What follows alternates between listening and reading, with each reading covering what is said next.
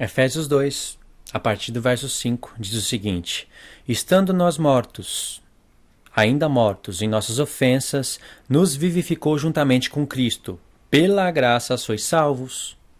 E nos ressuscitou juntamente com Ele, e nos fez assentar nos lugares celestiais em Cristo Jesus, para mostrar nos séculos vindouros as abundantes riquezas da sua graça, pela sua benignidade para conosco em Jesus Cristo, porque pela graça sois salvos, por meio da fé. E isso não vem de vós, é dom de Deus. Não vem de obras, para que ninguém se glorie.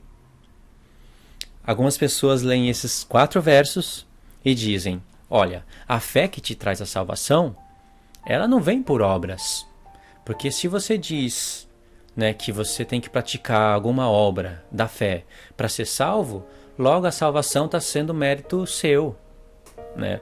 E aqui fala que nem a fé é de você, é de Deus.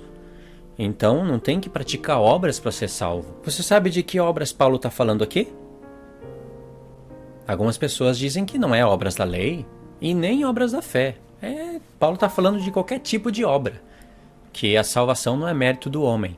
Olha, com certeza a salvação não é mérito do homem. Quem fez um sacrifício foi Jesus.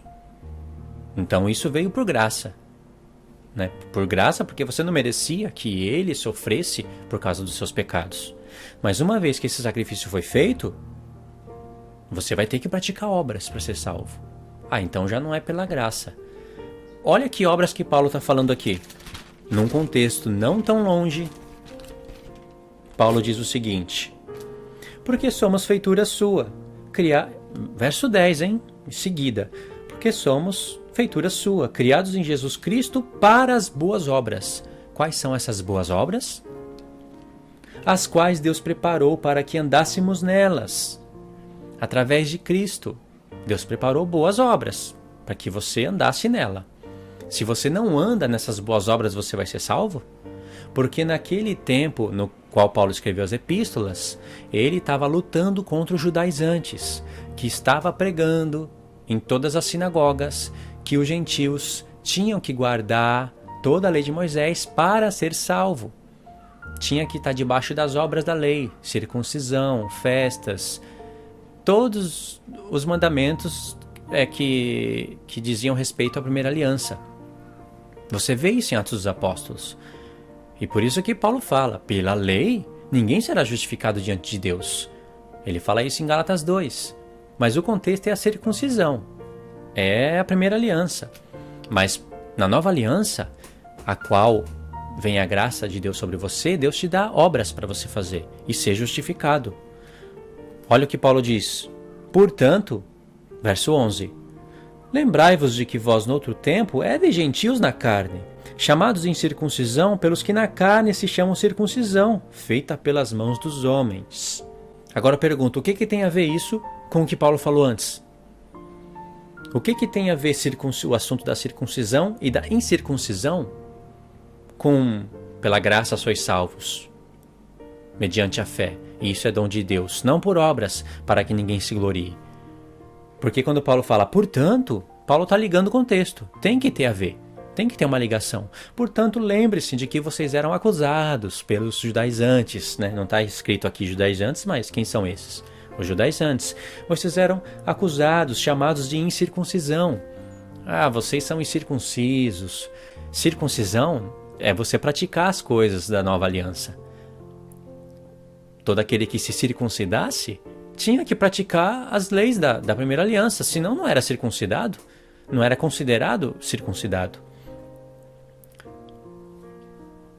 E como estava vendo o tempo de transição das duas alianças naquele contexto de vida, porque para a nova aliança, né, tomar o seu lugar no entendimento de todos os gentios e de todos os judeus que haveriam de crer em Cristo, precisava de um tempo de transição.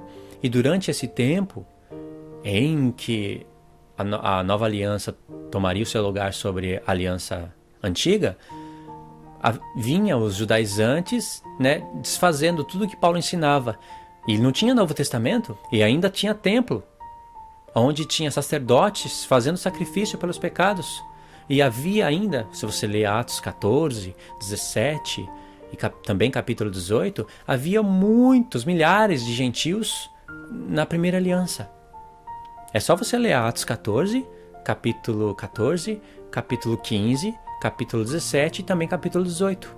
Você vai ver que Paulo e Barnabé entravam nas sinagogas e falavam de tal maneira que convencia uma multidão de gentios, de gregos e também de judeus. Convencia uma multidão, não todos. Então tinha muitos gentios debaixo da primeira aliança, né, guardando a lei de Moisés, que não conhecia ainda o Messias. E aí Paulo está confrontando isso, que a salvação não vem por obras, se referindo às obras da lei. Por isso, o assunto da circuncisão. Porque se você vivesse naquele contexto de vida e quisesse se circuncidar para ser salvo, você precisaria praticar muitas obras. Para realizar as festas, precisaria do povo trabalhar muito. Se você medita e sabe como é que era realizada as festas, você vê o tanto de trabalho que o povo tinha que fazer.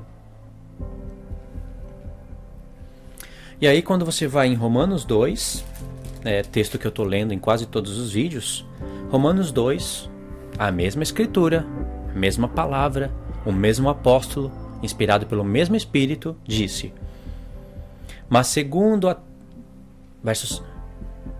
partir do verso 5, mas segundo a tua dureza do teu coração impenitente, entesouras ira para ti no dia da ira e da manifestação do juízo de Deus, o qual recompensará a cada um segundo as suas obras. O que Deus vai recompensar segundo as suas obras?